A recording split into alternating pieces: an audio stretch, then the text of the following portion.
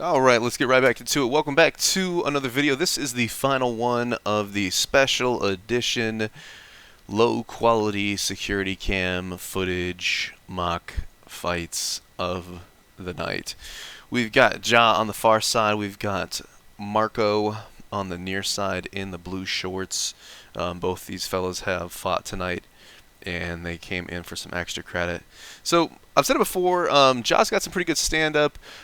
He does a couple things, but these guys have sparred a lot, and so I've been really pushing folks into having different option, different game, either just adding a new tool so that things don't get stale and so people don't catch on too much. So hopefully I'm seeing some of that. These guys are a pretty good mix. Now, I know Marco has been working some boxing on the side as well, so hopefully that'll start to pay off. But we've seen a lot out of these guys. They're kind of just slowly feeling it out.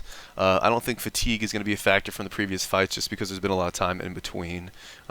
Marco slapping in a little bit of a leg kick. He does that again, a little bit low. I've seen a lot of guys throw that inside calf kick. I'm not a real big fan of it unless you're going to sweep the leg out.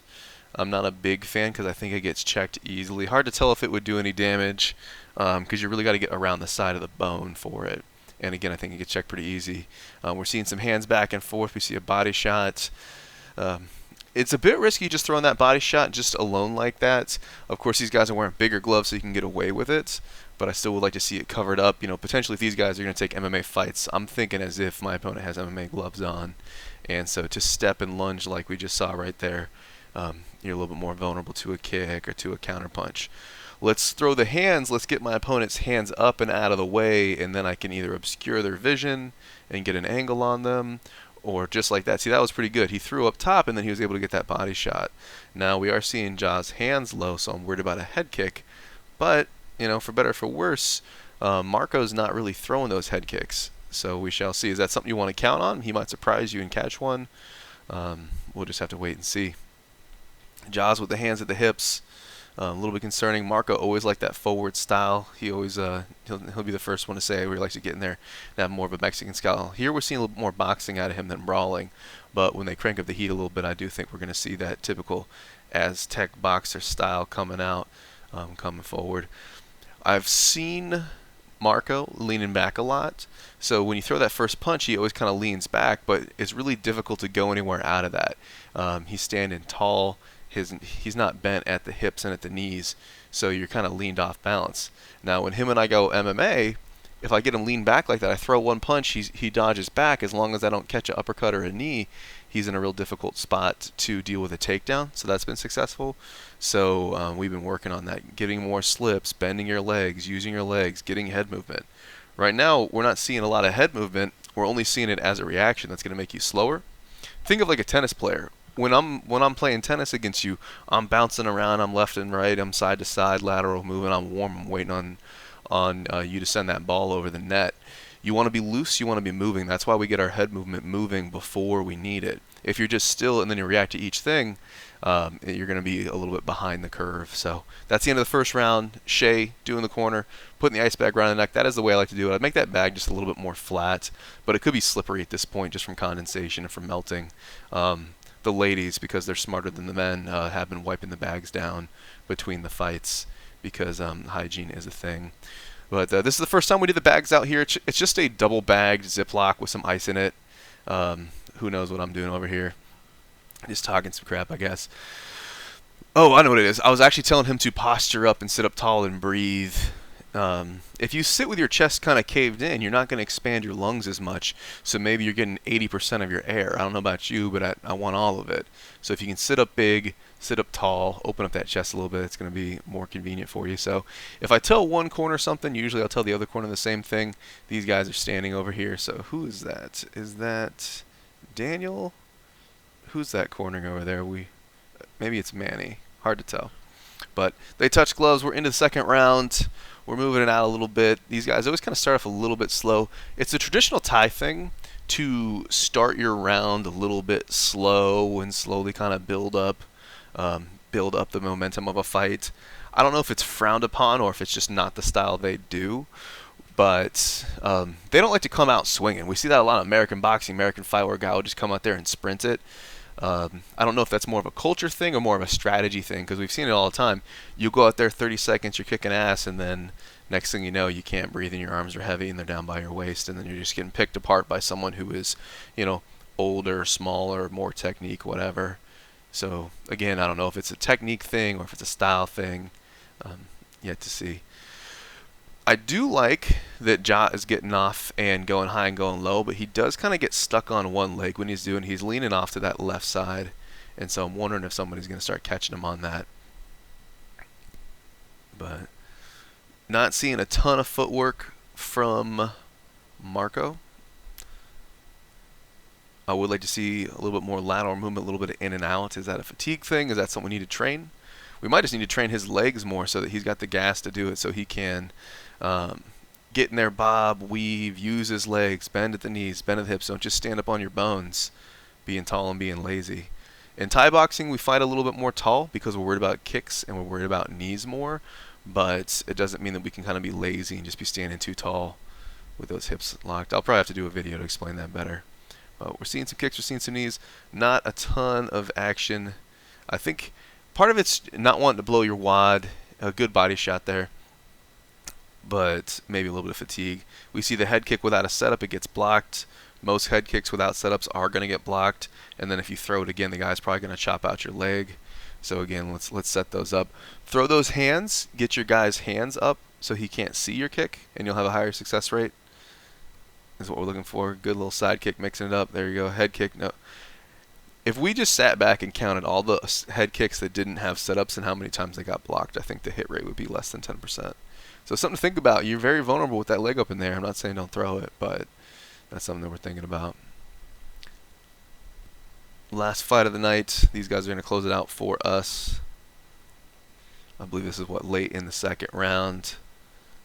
There you go. That body shot's nice. Leg kick gets in there. Nice to see Marco throwing leg kicks now. So a lot of times guys will come in and they'll just throw hands. They're getting comfy with hands. Big head kick coming in. So that's that 10% that hits. I'll take that one. But they come in with the hands. They're just doing tons of hands. Mexican boxing, moving forward, brawling, being aggressive. And then they unlock the leg kick. And we start to see the leg kick a little bit. And that really opens up the hands again. Because you're like, oh, I finally feel like I got a handle on this guy. Then he starts chopping the legs. And you're like, oh, he doesn't usually chop legs. So now another dimension. Slowly introducing more tools and making your fight more effective. Really curious what Shay's saying over here. She's probably saying, hey, do better. But again, that footage is lost to the records of time, I guess. So I mentioned it before, but in previous videos, I said that I'll be streaming off my good phone on my own internet, which typically never goes out.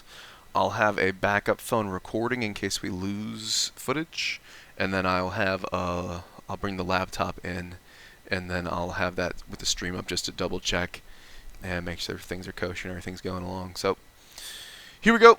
The boys, they touch. This is the third and final round. This is the last fight of the night, so these boys are going to bring it home for us. Hopefully they kind of pick up the pace a little bit, make this a little bit more than a sparring session. But hands are up. They're actually looking pretty good. Jaws covering, trying to get something. I think maybe he's looking for a counter or maybe getting a little bit of rest. Hard to tell. When he throws that body shot, he's really leaned off. All his weight's on that lead leg, and I would like to see Marco start to throw a leg kick on top of that. You can set your leg kick up with your offense with your hands, or you can use it as a counter, and that also counts as setting it up as well. So if you throw a punch on me, I slip it and throw my leg kick. I'm happy with that. But here we go. Third round, 3-3-minute rounds. There is a size discrepancy. Probably shouldn't scratch my beard into the mic. That's probably not a good move. I would like to see these guys push it a little bit. I say, hey, you're already here. You're already sweaty. Get that workout in. Let's bring this thing home. But every time Ja is moving forward and getting real heavy on that lead leg, that's something we're going to talk about soon next time I see him. There we go. Marco's getting a little bit of a kick out there. He's got to watch out for that head kick. Couldn't tell if that completely caught him or if that just kind of glanced off. Again, the boys are being controlled. But Marco is known for having those hands down and getting kicked in the head. So that's what Marco's working on. Protect your head, hands up. You can be aggressive, you can come forward, but where's your guard at? I want those hands up. I want you hiding those eyebrows. Eyebrows are a good spot to get cut at. So even though we're wearing big gloves now, we're practicing for the real thing. Not seeing a lot of footwork. I know it's late in the night. Not seeing any side to side or any in and out. If you're going to be and you're going to do mock fights, let's make it look like a fight. Let's get in there. Let's get busy, because we can always spar later. I'm definitely planning on keeping the fights to once a month, the last Friday of the month. If I do it too often, things get too familiar and you're not going to get that same hormonal response, that same adrenaline dump. It's not going to feel the same. Head kick glances off. That would really be money if you would set it up a little bit more. Get the guy thinking about your leg kick, get him reaching and stepping about the leg kick, and then even that was like more of a body kick. Chop that leg a little bit. Get him reacting, get him try to check, and then throw it up high. Maybe look low, look high kind of thing. But we're slapping those kicks. I think John knows it's last round. He's just trying to get something special to happen here. But you should get as much joy from chopping someone's leg as you should get from throwing the head kick. I know head kick's fancy. Everyone's sitting back, oh, ooh-wee, all that. Chop somebody's leg up. You should have a great time with that, just chopping that leg. But more head kicks, more head kicks. Another thing you could say is for Marco, I should teach him how to counter the leg kick and get those inside kicks. That's going to make both of them better. Because if you keep throwing these lazy high kicks, somebody's going to boot you and it's going to put you on your butt. So that is a wrap. That is the final fight of the night. I might end up limiting it so people can only do one fight a night. That way, because if you go in there and you think you're going to have two fights, then you don't take it as seriously. You don't. You're not going to get as much out of it because you're thinking about the next one. I want people to show up and just get it. And there's something to be said as far as sparring goes. You know, if we're doing 20 rounds, how many of those rounds were good quality and how many of those rounds were slop? So, you know, it's like getting reps when you're lifting weights. If I do 5 good reps and 5 crappy reps, I've still trained my central nervous system 5 bad reps as well. And so one thing I've been doing right now is having people take rest rounds. So let's say we have a regular sparring night and I have guys go 5 rounds, and then I have them sit 1, then I have them go 3 more. That's going to be a lot better than just going 9 or 10 rounds straight through, because you're getting sloppy, and that's also going to help control the injury risk as well. So that's just me rambling. As always, I appreciate y'all for watching. More fights to come. Got some more video. Podcasts are going up. What I'm doing is I'm getting folks, once I get this footage up, I want people to have a chance to watch it. And then what I'll do is I'll do a podcast with them where it's you, it's me, we're watching your fight. I got it muted. I'm asking you, what was your game plan? What were you thinking? How did it feel? And we're just having as much fun as we can with it, making content.